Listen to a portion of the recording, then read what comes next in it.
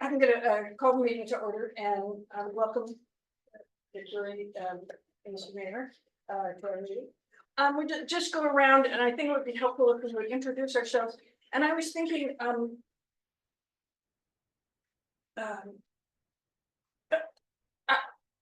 like you to your name and a climate headline. And I'm going to go first because I have one. My name is Sarah, and I read this morning that you can't hide from climate change. That was a headline? Headline. Or it could be. You next. I'm Brian Saunders, and I was just telling you that on my way down here, I happened to listen to a little bit of the vice president debate, and JD Vance saying the way we solve climate change is doubling down on US energy, which baffled me for a little bit there. That was the headline I got. Doubling down. Okay, I gotta say that I'm not reading the news right now.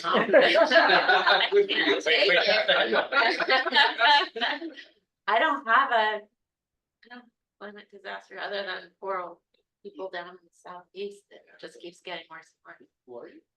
Oh, and I'm Dana.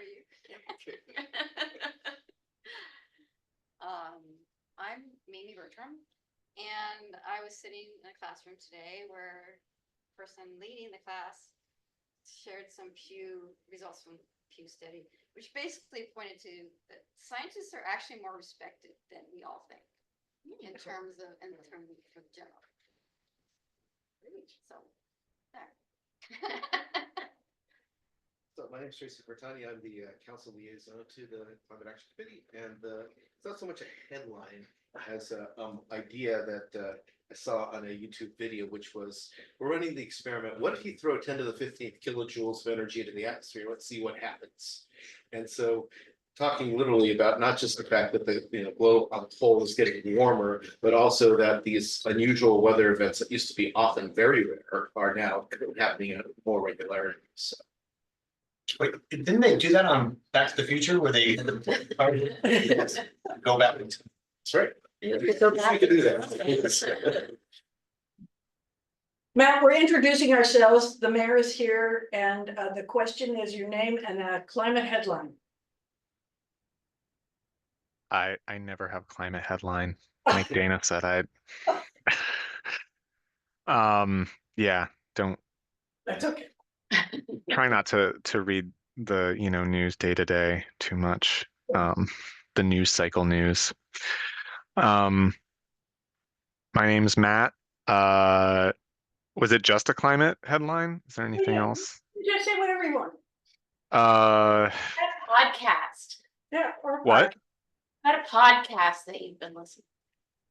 I have been listening to a lot of If Books Could Kill. It's about it's called the airport books that won our hearts and ruined our brains. It's about a lot of those, Malcolm Gladwell, Freakonomics type books that are actually, turns out there's no fact checking standards.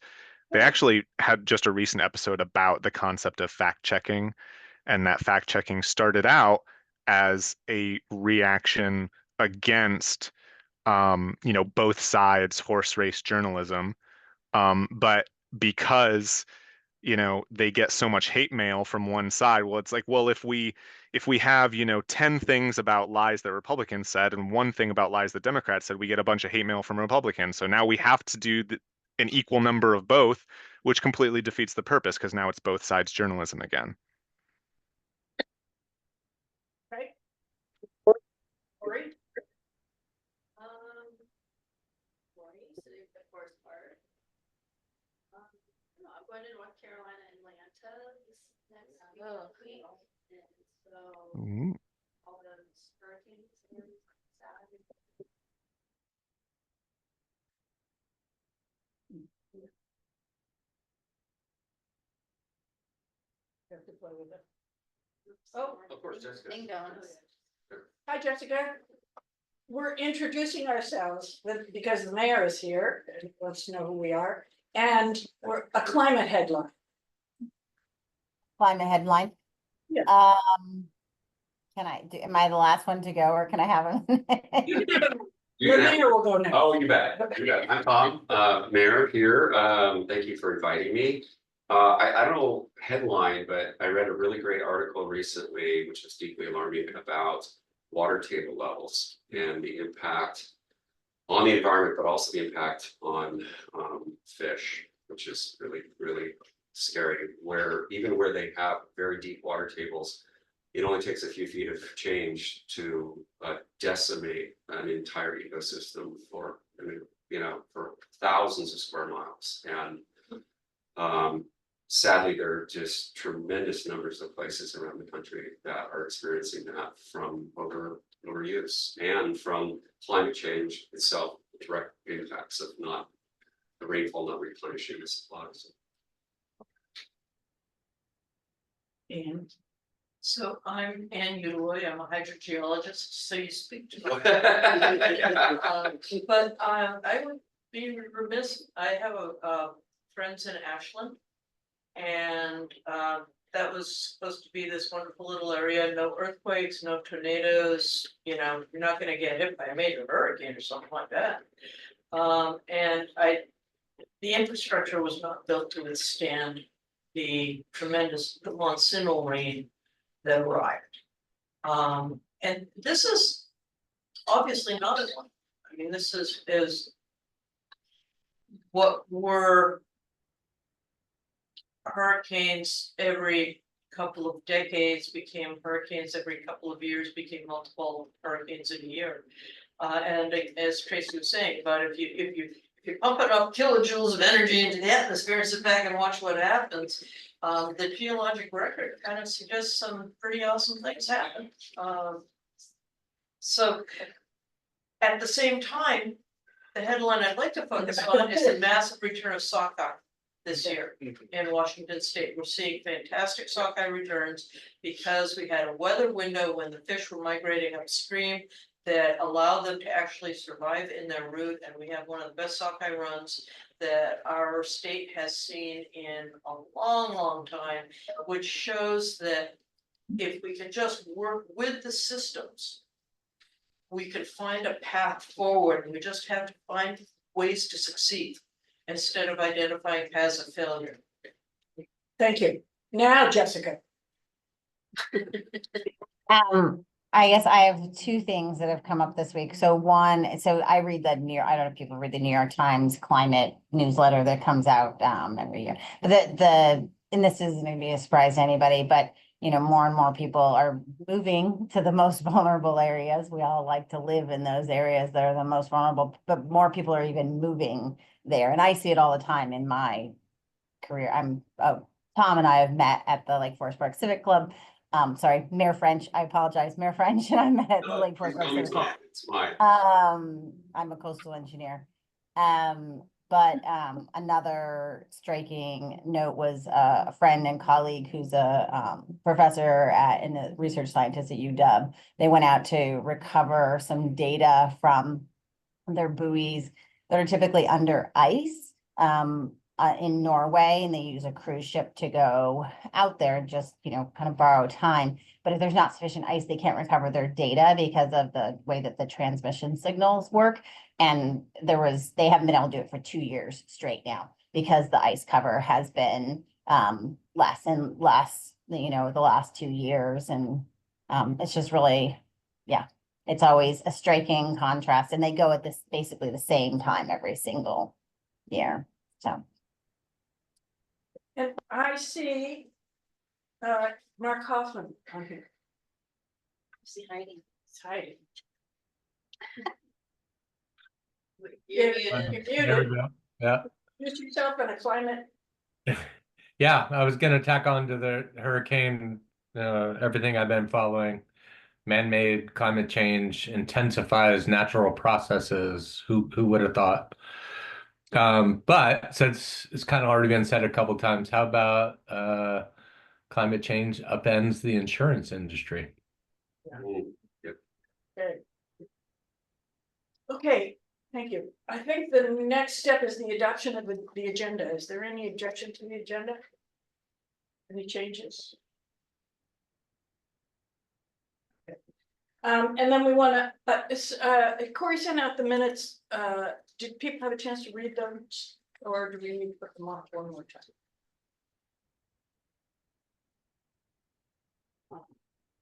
Let's put them off to the next meeting.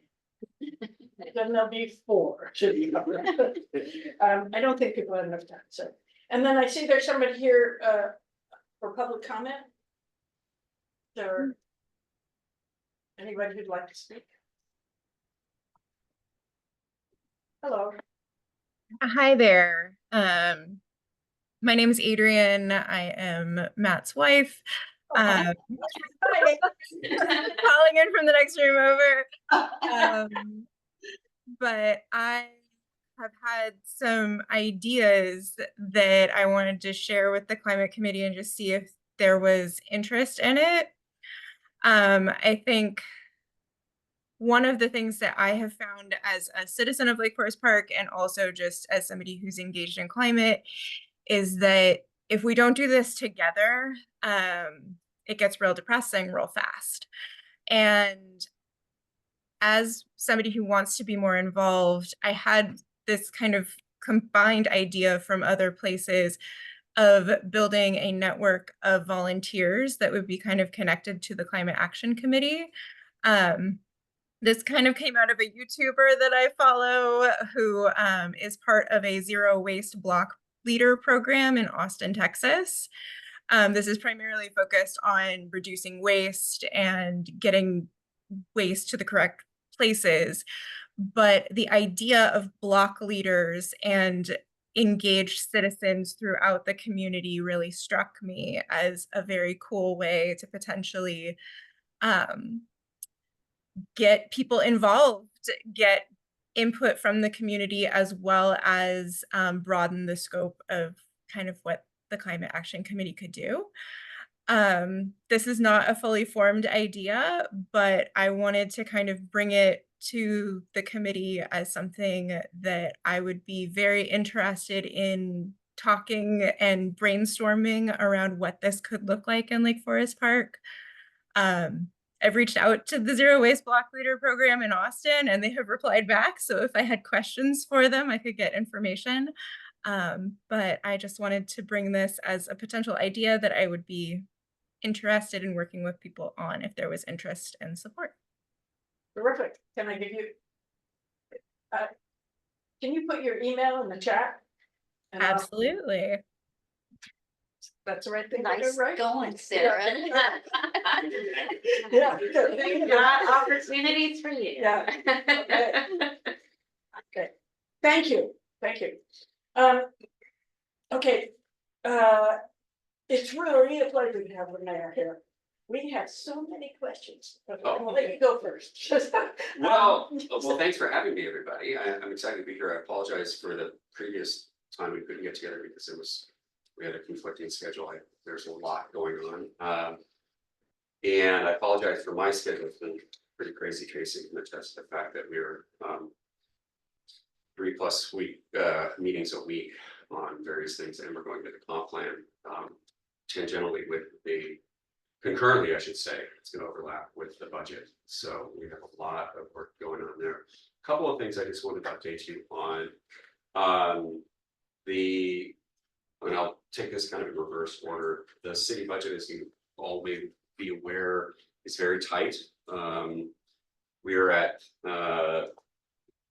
shortfall of about 1.5 million a year. Previously, we patched those holes with one-time funds, ARPA, CARES, various revenues that have come in from federal government and other sources. We've also been able to patch some holes with REIT in the past with certain restrictions, very specific restrictions there. Having said that, we have requests for, I believe, 9 additional staffing members for the budget from department heads. The requests that we have in the mix right now, 4 of them will be proviso based upon revenue from traffic camera revenues, 2 for the court, depending, and 2 for the PD, based upon where the numbers come in relative to. We hope that the citations are 0, but they're not going to be. That people continue 3 months into this continue to be really not behaving themselves, but Tracy, tired of hearing me say this, but I checked the numbers again, Tracy. We're down to 20, in the last 3 weeks, we're down to average speed of 23.6 miles an hour. Which means it's working. So whatever citations happen or whatever happens on that front, we've gone from almost 32 miles an hour down to that level, which is, it's very important. And it is also really important from the standpoint of having people feel safe to get out and walk and ride their bikes throughout the community. And so I hope this can be a model for what we can do out there in the community. Having said all of that, we ended up putting only a 0.8 HR manager into the mix, considered a climate action manager.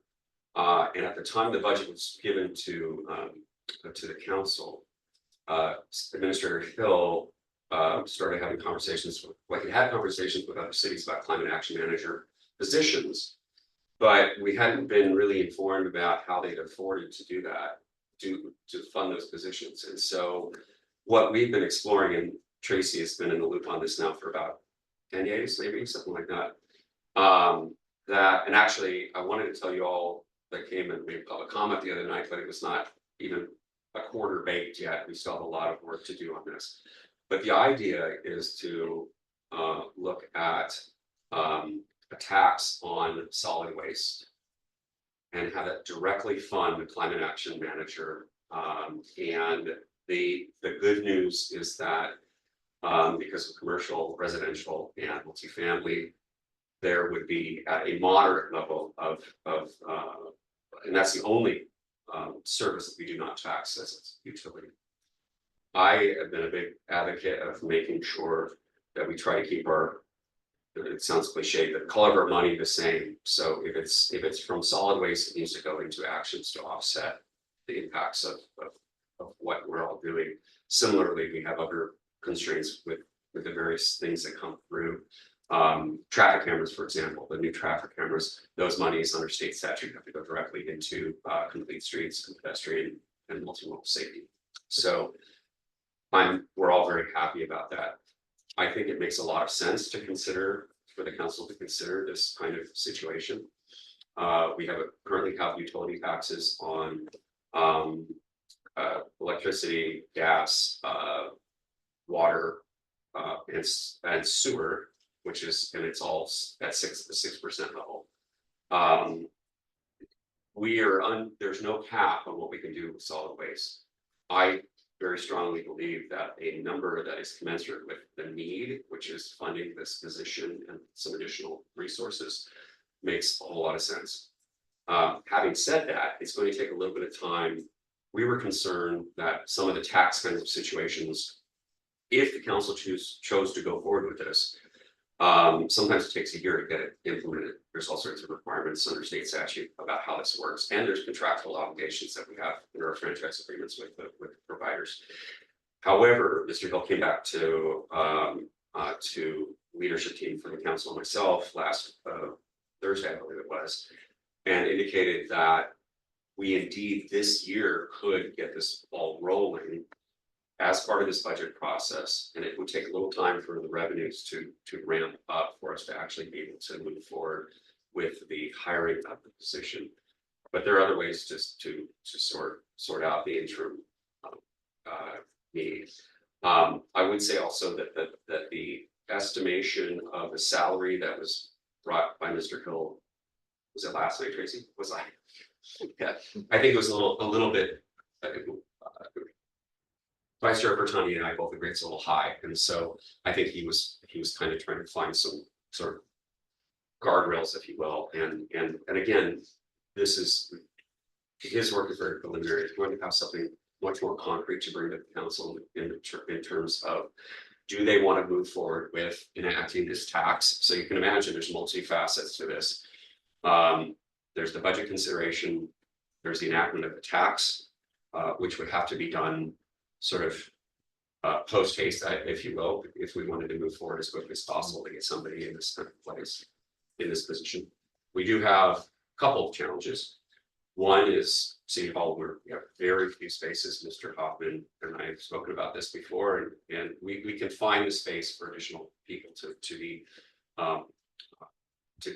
have desk space and be comfortable. We're getting to the place where we're starting to get.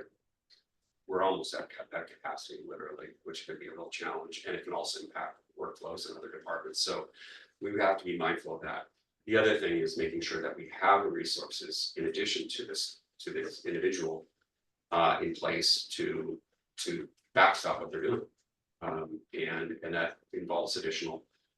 Director Hoffman has very graciously agreed to have this individual council chooses to move forward with this option as part of his department. And thank you very much, Mark, for that. And so there's a lot of moving parts. So basically what would happen would be the council would put a proviso in the budget. And actually, yeah, proviso in the budget if at what point the revenues got to a certain level, and we have to determine through the finance department what that is appropriately to, fund this position. And it takes a while to realize these revenues. And then there would be the council would have to enact the tax. There would be a resolution to enact the tax, and the rate would have to be decided upon. And then in between all that, behind the scenes, there has to be negotiations with public services about this kind of action is outside the scope of what we're allowed to do within our contractual agreement. So it's a lot to digest. We just take the top line, this is incredibly exciting. It's just absolutely fabulous that there is the possibility of an income stream of a dedicated manager. And we're kind of like over the moon.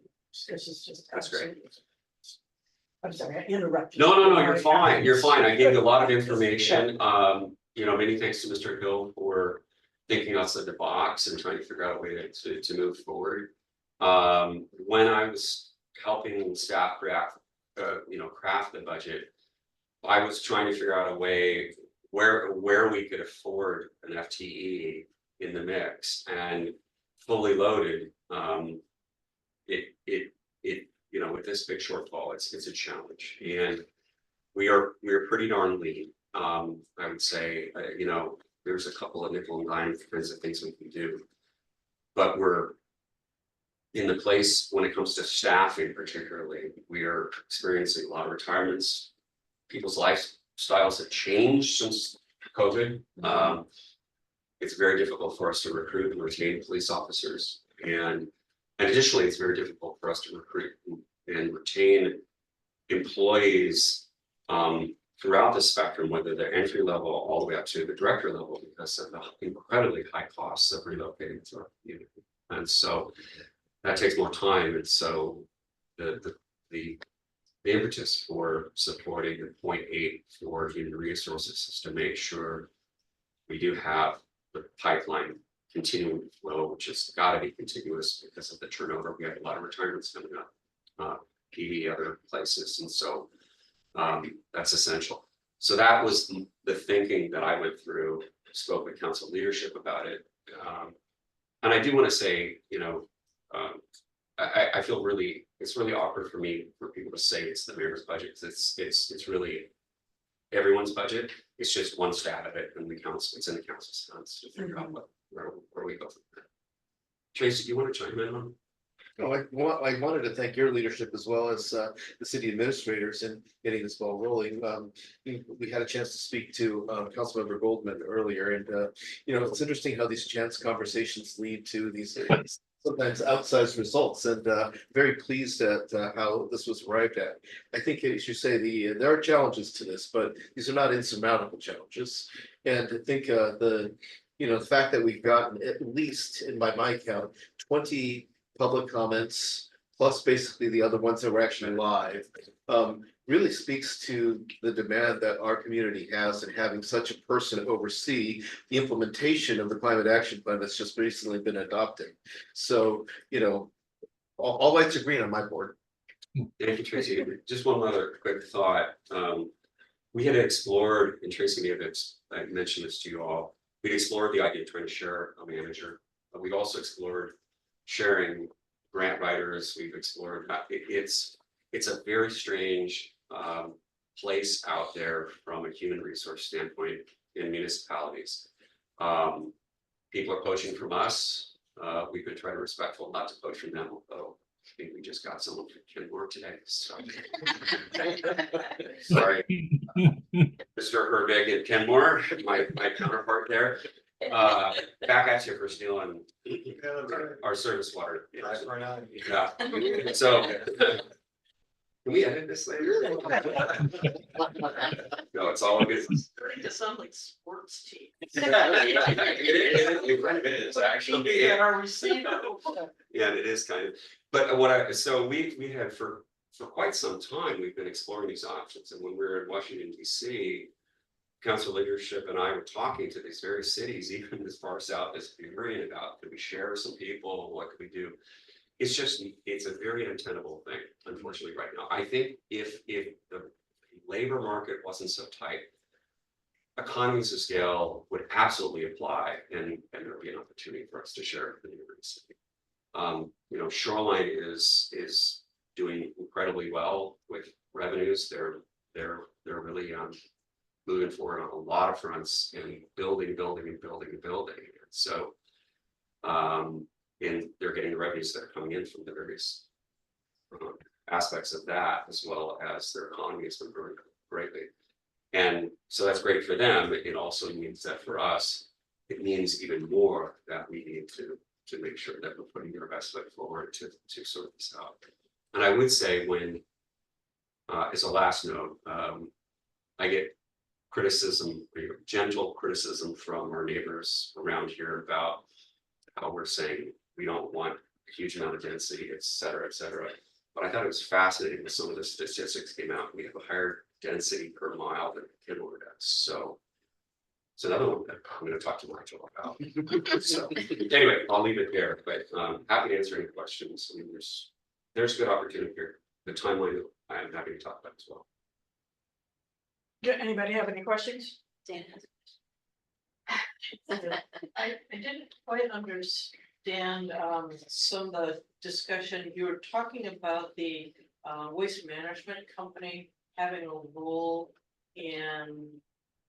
They obviously would implement this because any surcharge would be collected in their bill and then they would distribute it back to the city.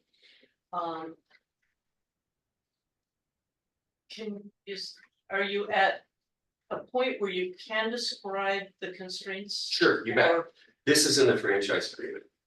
So, and I think it's pretty much pro forma, standard boilerplate that are in most of these agreements, where if there's something that is within the guardrails of the franchise agreement that causes additional economic stress to the other the franchise holder. In this case, it's for public services who has the franchise. I believe the number is $5,000 of additional work. Then we have an obligation under the franchise agreement to go back to the table and say, what do we have to do to sort this out? So I don't want to bring any kind of negativity to this. There is the potential that they could say this is onerous and we're gonna have to reopen the franchise agreement, which could result in some, they've been trying to push us for higher rates for a considerable amount of time. As a matter of fact, a number of years ago, after 1 year into our franchise agreement, they asked us to reopen it because they were finding themselves that they struck not a great deal in their mind.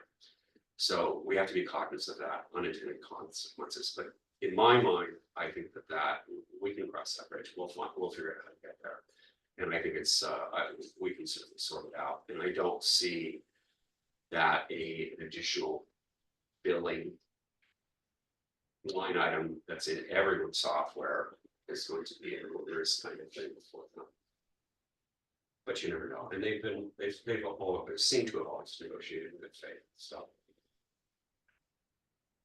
that's a good question, by the way. Did we reopen? No, we said no. We said, well, there's a bad word. I'd say before that. We said, no. You have a 5-year, I think it's 5 years, and like, no, no, this is how it works. So time-wise, if I might, I think that that question, Anne, is going to be the first thing that's going to be a parameter in how this flows. If it's within the scope of what is allowed within the franchise agreement, then we can proceed pace, and that really comes down to the council's timeframe to have the conversation about. My recommendation would be to just go ahead and enact the tax, go through the public process, enact the hearing, enact the tax, and then as part of the budget at the end, have a proviso to say when the revenues get to a certain level that's commensurate with supporting this position, then we go from there. And again, we're going to have to. I mean, we'll have to create the position with the HR process and get input from folks about what this really looks like, and see what other cities have and whether those models align with what the values of what everyone's trying to do. That actually ties in. It makes sense if we could collect revenues in advance of the hiring so that there was a buffer in place. And it will take time to go through the process of finding qualified staff and bringing them on board. So that approach seems prudent and appropriate. And I would urge that you take the steps as early as possible to start collecting the funds, assuming that there's no bar to that, so that the person can be brought on. In a positive future, there will be revenues available for grant writing and others. I expect there will be federal, state, and county resources available if we can request them. Sure. And being able to request them really means having a person there who can organize and establish the request, and then those requests could fund much of the rest of the work, if not some of the position. So it's virtuous circle in that direction. Indeed, yeah. I think Dana's question was. Well, so we've all been wondering a little bit about proceeding and getting a climate manager in place. How that manager would interact with the Climate Action Committee, and where the Climate Action Committee, how we can go it forward, whether this committee is something that will continue on, or how the council and you perceive the Climate Action Committee with the climate manager. You bet. That's a great question. I think that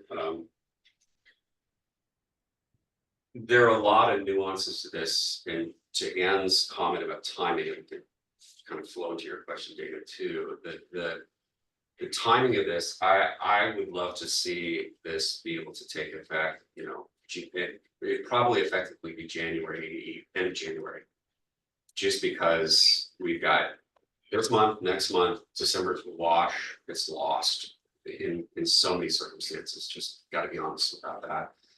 And so probably end of January, and then we're talking about trying to build up. And again, I'm just noodling here out loud. Build up to your comment, and this is really important, to build up that revenue stream, to know that it's a viable one too. That's the other thing that's really important. And that's why I think it has to be kind of proviso based, to make sure that we're not in a situation. What if we suddenly say we're hiring somebody, and then, and I'm not, this is just a worst case scenario, I don't just perceive this would ever happen.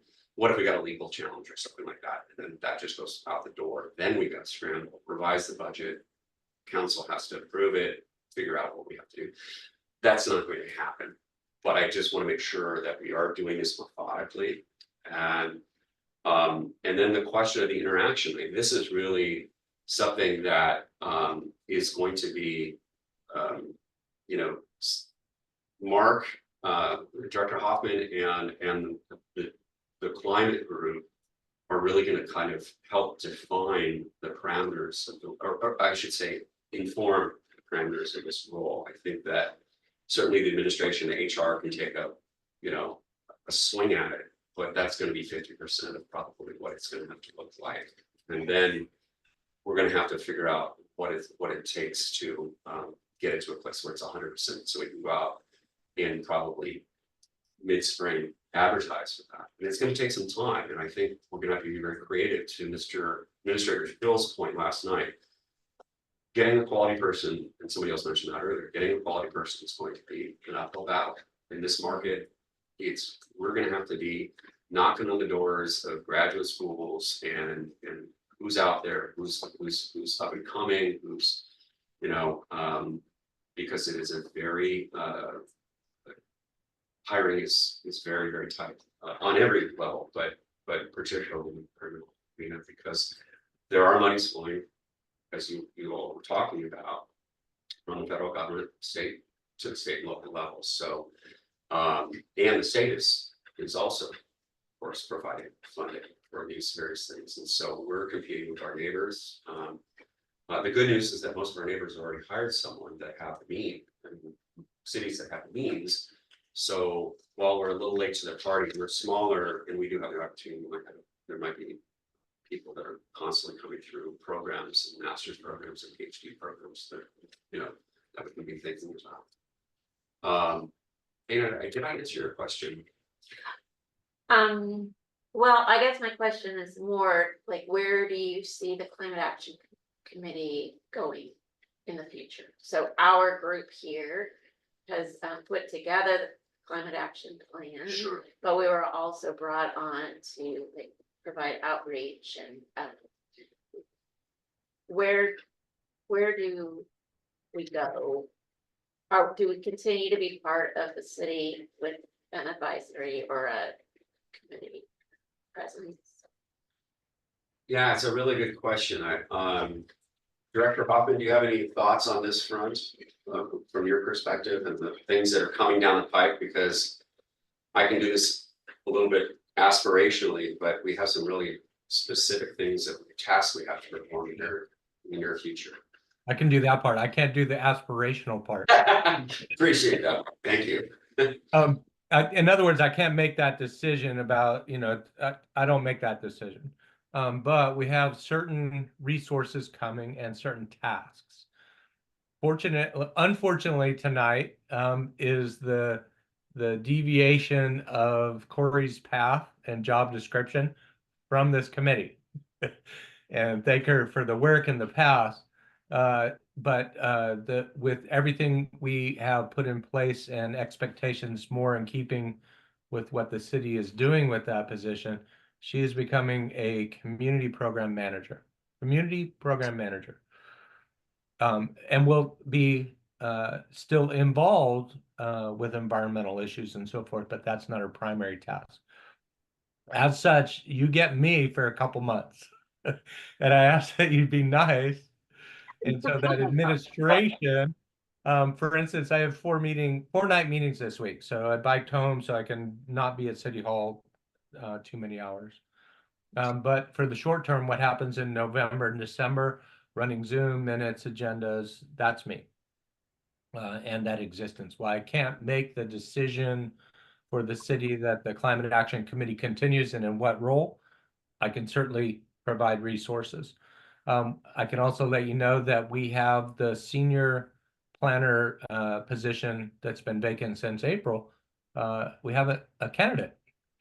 The start date is likely to be December. Relocation is a huge issue, some uncertainty with that. But we imagine that my transition or getting through November and December then becomes that position's primary focus. You know, we have City Council, Planning Commission, Parks and Recs Board, Tree Board, Climate Action Committee, and so forth. That position will inherit an administrative role for this committee.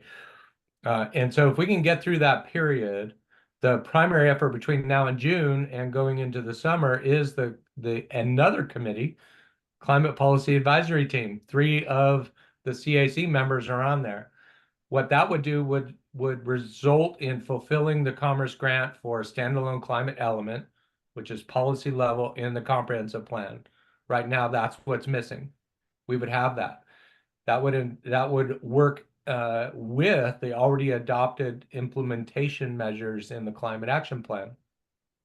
At some point next year, we'll have the full spectrum, the vision, the missing climate element, the now adopted climate action plan, and the ability to run a citizens committee or commission into the future based on that, potentially with this good news of a funded position. So a lot of that has to occur, and it's not quick. If the direction is to keep the CIC at least active, the Climate Policy Advisory Team is a temporary task force designed exclusively to be temporary. My understanding is the Climate Action Committee was formed basically under that same format, but with a little bit more flexibility, a little bit more uncertainty. The primary task of a climate action plan has been done. So the question of what the role is takes time, can be developed. If this position is filled and we have a climate manager, it seems natural that position, a committee focused on this issue can result. So that's the short, medium, and long term. It's not quick, but I think it gets to the overall vision. Thank you very much, Mark. I appreciate that. I would also, if I may, ask Tracy's opinion about where he would see the CAC going. The reason why I was asking Director Hoffman to bring the sort of the nuts and bolts of this, because we do have these very specific requirements and constraints, and we have this new group that has to be, it's been stood up with some of you as members to accomplish these specific tasks. And so if we had a climate action manager now, I think that would inform a lot more of how this body was able to move forward. Right now, again, resources are what they are, but Tracy, what are your thoughts? I'm gonna answer your question with a question, of course. So I guess the question is, in enabling legislation that created the Climate Action Committee in the first place. Yes, I agree with Director Hoffman that one of the goals of the committee was stated as coming up with a climate action plan. I believe the other goal, there were 2 goals, though. I think the other one was education. Absolutely. Right. Yeah. And so the question is, do we need to revamp as a council the direction of the Climate Action Committee, or is that enacting legislation sufficient for what this committee needs to do in the future? I think it could be both from staff's point of view, right? Not the decision makers. We're not elected. I think it'd be either. I think the cleaner way, if you come up with a very good scope, long-term vision and so forth, is just to do the ordinance and put it on the standing of a planning commission. Identify what it is. Take that question about the temporary nature away. And all it would need is that real identified scope and purpose. The planning commission has that. Parks and Recs Advisory Committee, I believe, is at that level. Or it can continue as is with that unfulfilled portion, but that question of original intent and purpose and how long remains. Thanks. Yeah, thank you both. This is why I love these conversations, because this actually becomes quite clear to me. This is one of those places where, while the primary objective of the CAC was, creating the climate action plan, and education, et cetera, this is a great time to kind of reevaluate, not reevaluate, but reaffirm the commitment and have the policymakers on the council look at what the charter was. Say, is this aligned with where we are now and where we need to go into the future?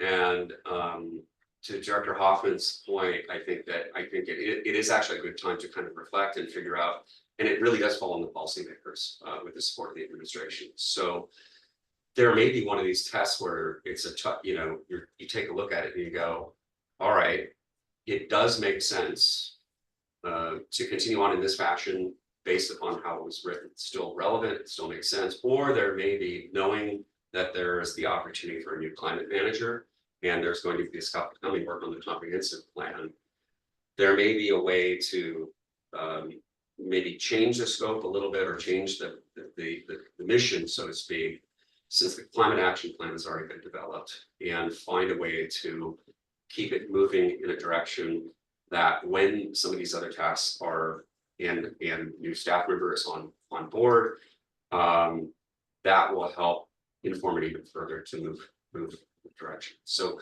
where we are right now, if I could think ahead to say June of next year, middle of recruiting process, hopefully have a candidate or two, whatever else, getting somebody on board, and then potentially by the midsummer or fall. Summer's sometimes not a great time for recruiting, but never know.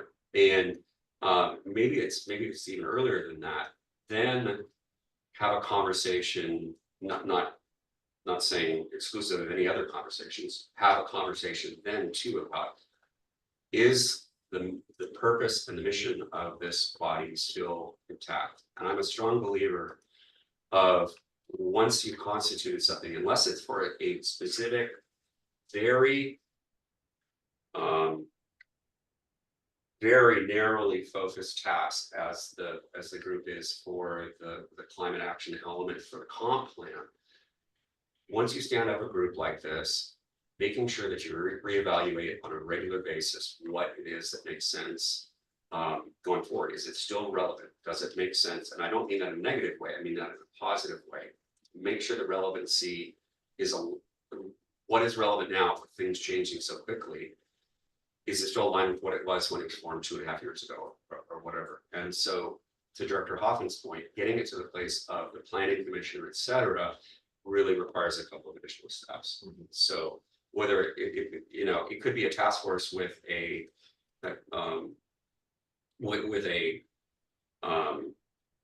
with the support of staff member, and then sort of an open-ended tenure, if you will, as opposed to a commission or whatever else. I don't know what form it is. That's up to, it's really up to the commission.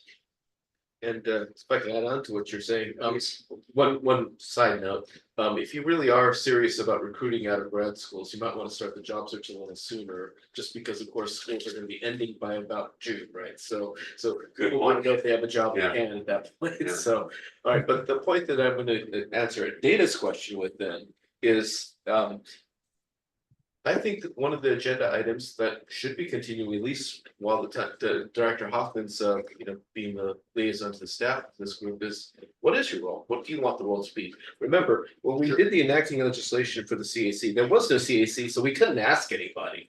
But now that we actually have a CAC, this is kind of a time for self-reflection and basically saying, okay, what is our role? What do we want to do? Especially, as the mayor said, in light of the fact that we have this new climate manager potential position, right? What is that relationship going to look like? And so I think it's basically kind of on you. And as a policymaker, the council, I guarantee, will basically talk about it a lot when the legislation for whatever this group is going to turn into doing does, when your recommendation makes it to council. But I'm guessing that we're going to be looking to you to basically say, okay, we think this is our role, and if we see something weird or out of place, we'll probably modify it. But at the same time, we're going to defer to the fact that you guys have been working on this for the past couple of years, and you have a fairly good sense about what do we really need to do to get the plan that we just drafted implemented. And so I think basically let you start the conversation and we'll continue the conversation. I love that. Are there other questions? Anne, did you have something? No, Okay. just leave it there. Are there other questions? Okay, we got, Mark, did you cover what's on the agenda here? Yes. Your update on this climate element, did you do that? I could add more if anyone is not familiar. We just want to know when we're meeting. Yeah, last Friday I met with Cascadia, so we're underway. One of the first tasks under their contract was to have an internal meeting. This week, Monday, for a variety of reasons, I created a meeting schedule, one of which is incorporate your meetings. It's daunting, but what it would do between now and Friday is it gives Cascadia an opportunity to handpick 2 or 3 dates, hopefully in late October, and start. And so I imagine they'll find it. Next week we'll have an email out or a doodle poll, something like that, and then we'll get going. The key is to utilize November, December, and January. Perfect, thank you. Thank you. I think we'd like you to stay if you'd like to. We're gonna talk about putting up the climate hub Oh, next sure, month. sure. I confess, I have not read a bedtime story to my daughter in 8 days. You can I'm go. Feeling a little, Go, I hope. Mark, if you wanna go, we don't care. Yeah. Let me say if I might, it was a great conversation, and I think that there are really good opportunities here. We have a very narrow window in this budget to make it happen. It's really gonna be up to the council. Their schedule is very, very tight when it comes to the budget, and we're encouraging them to get through it. Since there's not a lot of wiggle room, honestly, let's get through it as quickly as we can so we can get the comp plan done and make sure that we and really invest significant time for those conversations. We had a really great conversation with budget last night, so I don't think we're going to see a huge amount of time in terms of the budget meetings. So the one thing I would say, when it comes to staffing for the CAC, we do need to be cognizant again of Director Hoffman's schedule. He is very busy. Mark, you're awesome, and I want to make sure you don't take on too much, my friend, because you're a yes man. We love that, but we want to make sure that you have the support you need as well. So being cognizant of that going forward, particularly with new staff members coming on, and similarly figure out a way as we have some more clarity with all these positions. Certainly after budget season, December, January, we'll know more about who will be able to be aligned with each specific group. That's just support. We just need to make sure that we don't overload people in the evening. As Mark said, 4 meetings, evening meetings is a lot for anybody. And so, you know, I want to make sure that we all keep that top of mind and try to be flexible. I think you ought to add to your agenda, that the legislative agenda, that you don't need minutes if you have a recording. Oh, Just saying. there you go. I mean, just say staff time. Sure. And Sure. also, is it possible to bring on temporary staff just so that we can keep going, because we are roaring along here and have a lot that we want to get done. So having the chance to continue meeting and doing things, you know, it's important to us, and it's what. Temporary can be challenging as well, but certainly we can consider that. You know, I mean, I'm everything's on the table. I want to make sure. I think the most important thing, and this is preaching to the choir really here, keeping the momentum going. You know, and whether that means it's your meetings are a little. I was just like, I mean, looking, I was trying to remember. I see it on the calendar all the time, but I was just trying to think about the meeting dates. So it's been probably this year, you've had 6 meetings this year, I think, potentially. So I'm just trying to think of the frequency. So Almost everyone. yeah, so This one.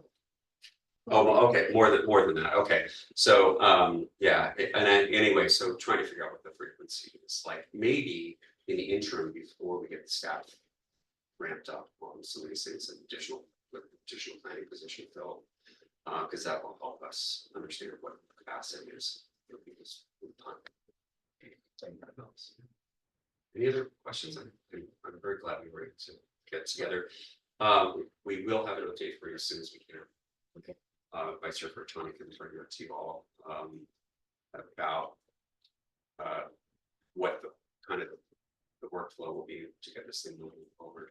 And we have a few variables we need to pin down, but it's in the hands of our friends. He's been terrific. Yeah. We're just so happy. Well, thank you guys. Thank you. Thank you. Yeah, good to see you all. Thank you, Mark. Okay, I'm gonna turn this meeting over to Dana. Oh, to talk about the climate hub. And while she's getting ready, I'm just gonna say, first of all, I think we ought to skip a November meeting it's election night, I'm gonna be. I just saw that, yeah. Yeah, maybe we should Yeah. skip that. So just think about that. And, that. I'm not sure there's anything we need to talk about except the climate hub. I agree. Okay. Okay, so moving with the climate hub, we have the go-ahead again, or with Merlin Geyer, so they're enthusiastically in support of us putting a mural on the wall that we have designed, that second floor of the Commons. We have a kickoff event that we're calling Community Climate Action Fair. That's on the 26th of October. It's we're working with Celia, the director of the Third Place Commons, to have this event take place as an event where we'll have educational tables set up around where the climate wall is going to occur, so we can have a look what's coming kind of thing with the climate wall. And then also have these other booths, so people that are doing climate and environmental projects in town, I expect to see at this event. So we'll start advertising it.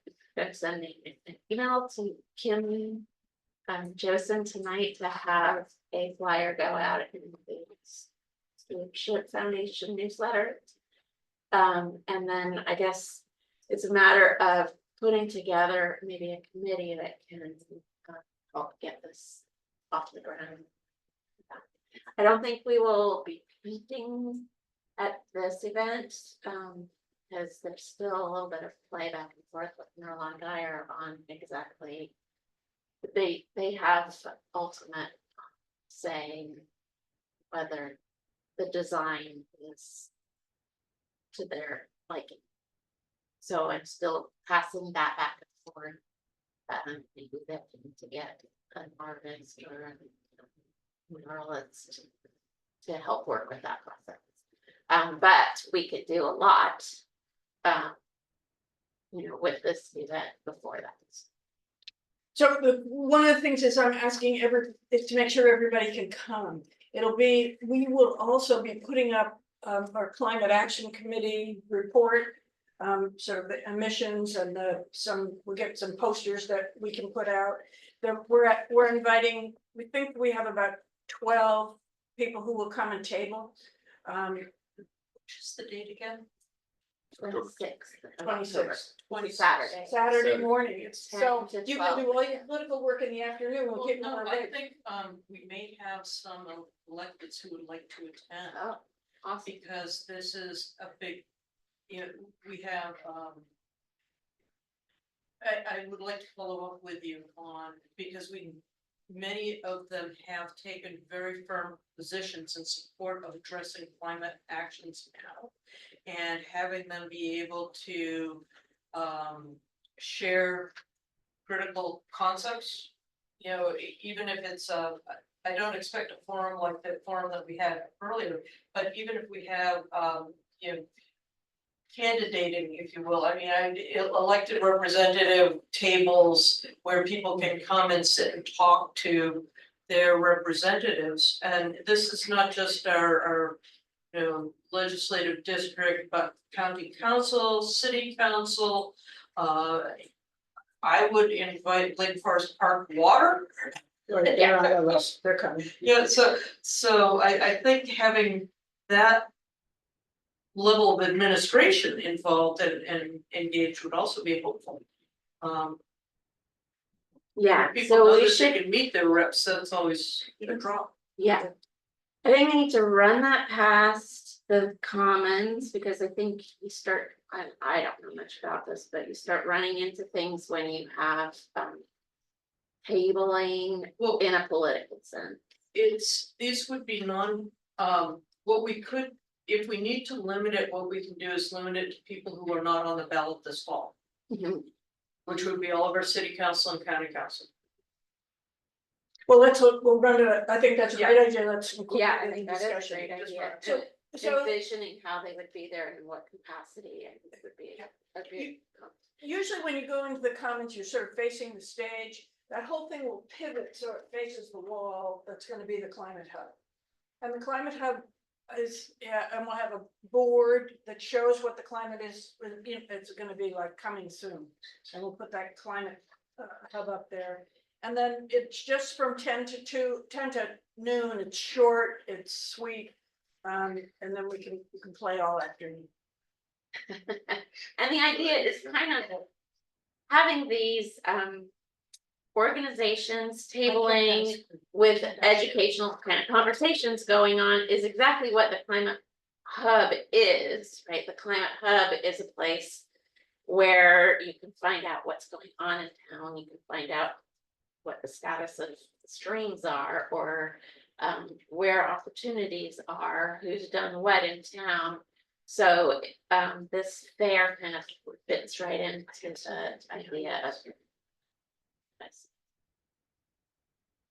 So I have a list of organizations which I am currently unable to share. I thought I'd get a new computer, I could share everything. So the question is, do you know organization? Yes, can you share that? That's one of them. There's the share invite. While you guys are doing that, Corey, can you mention to the city clerk, this probably should be noticed then, because there's quite a chance that there could be 4 city council members at this. Oh. And forum climate action committee members. That's also true. Yes. Yeah. Right, thanks. Just to stay on the OPMA, thing, yeah. Well, can you get to? And Dana, I wanted to mention one other thing, which was a cheap way of basically letting people's imaginations run wild is to just get a bunch of butcher paper and tape up that wall. Ah, yeah, that's an interesting idea. And if you're really ambitious, you can actually even lay out what you see are the different parts of the mural, right? Yeah, that's a cool Yeah, idea. so, if you need help with that, I'm happy to help you with it. I would love that. Okay. That's what I got from the muralist, so. Oh, interesting. Yeah, that's a great idea. No, none of it. We are still in the idea forming phase of the wall, so we're getting ideas from the people who are gonna be looking at the wall is okay. So is that, we're gonna need a subcommittee that would meet next week. Is there somebody who's interested in doing that with meeting with Dana? Tracy? Amy? Yay. Linda is I just too. went up. Actually, Linda, I've spoken to, so Linda's not able, she's busy on the 26th. Oh. And she couldn't make it But tonight. even if she's busy, she can still be part of the committee. Yeah. Well, we can ask her. She made it sound like. Well, yeah. Okay. Okay. But I was getting better here. Are you looking for the list? Yeah, the people, oh, here it is. So these are I'm gonna list the places that we think are gonna be at the tabling. The Climate Action Committee, Citizens Climate Lobby, Climate Fresk, the Stewardship Foundation, the Miyawaki Forest, the Tree Board. It's a group called Pollinators, something Pollinators. Forget I what their name. think that's related to Linda, isn't it? Maybe. The environmental and the Lake Forest Park Rotary, the Stream Keepers, the Salmon Watchers, the Water District, CATS, which is something. It's Community Action Training School and it's through Mid-Sound Fisheries. The Shoreline Climate Action, people want to be there. We're hoping that, Corey, you can give us a contact with Republic Service. Are there other people that we should be contacting? Yep. The Kenmore Climate Action Committee. To table or to invite as the table. Both, I guess. Okay. Are there others that we should do it? Okay, I'm only saying that because there's sort of an urgency about making sure they get on board and. Really, the other water districts like North Shore and San Public. I'll check with them. Good idea. It's North Shore and I think it's Seattle Public, right? That does. Seattle Public and what am I? What are we? Shoreline. Were you talking about school district? No, water. Water districts, North Oh, City. North City. North right. City. North City. That, so there's North Shore and North City. Yeah. Okay, are there others that we should be talking about? Do the environmental clubs at the schools, do they do public facing activities? Anybody know? Inviting them is half of the fun, right? You know, if they get the invitation, Yeah. they may very well do it, yeah. Short crest. Yeah. Yeah, I think it would be great to get that school. Okay, that's always a, Yeah. it's always a. Keep trying. You said you had a I contact, have a contact. and, Oh, and the BB, didn't you have students? We had, Yeah, I mean, Mark got the. yeah. That's- So the interact. Oh, the interact. Oh, let's see, maybe they wanna, okay, We can invite the tool libraries, the Seattle Recology people. Had that on the No, list, right? yeah. what was the second one, Matt, after the tool library? Well, Seattle Recology is the organization that runs the tool libraries. Okay, Oh. Seattle Recology here, love it. they're the other franchise team. Right. Right. So it might be good to have the public see that ecology is there. Yeah. I'm just saying that. Who was the contacted Republic? I'll send you Carla. Okay, Carla? and you'll send me her contact. Sure. What about an organization like Ridwell? I don't know if they do these kind of events or not, or if there's anybody else like that, but Is that, so is that a local, like, I think we're thinking of this as being community, local organization, I guess. Yeah, Well, there. Yeah, I might have said Recology, like the Seattle Recology is not like the same as the Recology service. It's like a volunteer Okay. group. okay, sorry. Okay. Do you have any, do you have a contact there? No, it's a national organization. It's just, they recycle things that don't go in other recycling, so. Okay.